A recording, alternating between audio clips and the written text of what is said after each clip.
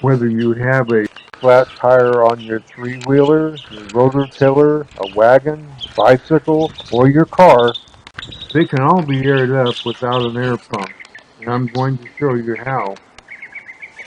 Here we have a flat tire that is so low that we cannot even drive it just a few blocks to the service station. So what we want to do is take half of the air out of the back tire and put it into the front tire using an equalizer hose. This is an equalizer hose that I put together many years ago using vacuum hose material that I bought at a local auto parts store.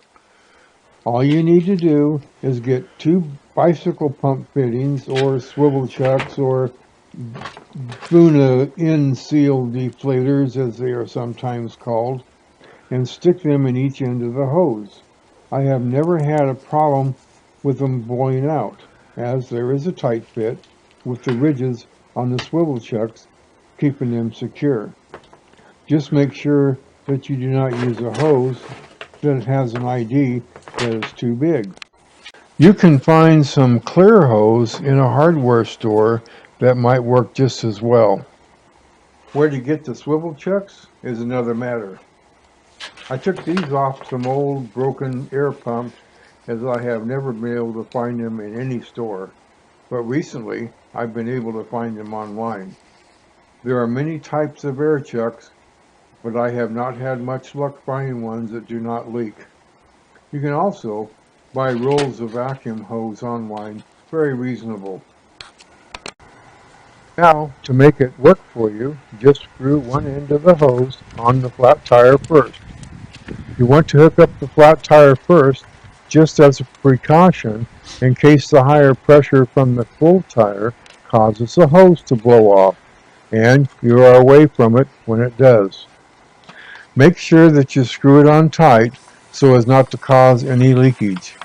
Also, if there is still air in the flat tire, make sure that you fold the hose over and hold it securely so you do not lose any more air.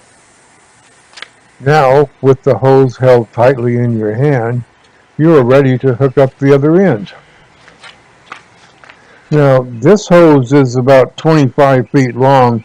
I like a hose that's longer than what I need for my own car because if I'm hauling a trailer or something, so I can have it long enough to reach back into the trailer.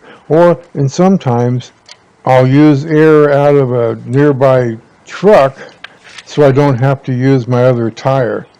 And it'll fill up pretty good because those trucks have a lot of air in them.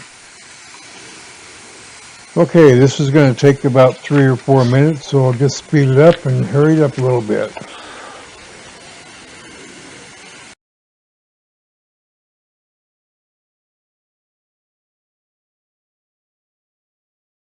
Okay, now we have enough air to drive on, at least for a few blocks or even a couple miles if we don't go too fast. So now we can disconnect the hose, making sure that we crimp the hose again so that we do not lose any air.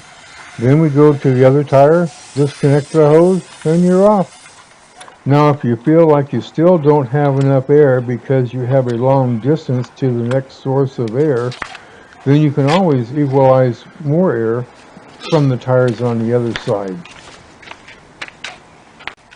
If you're wondering how much tire pressure that I have in this 17-inch tire, it is 12 pounds.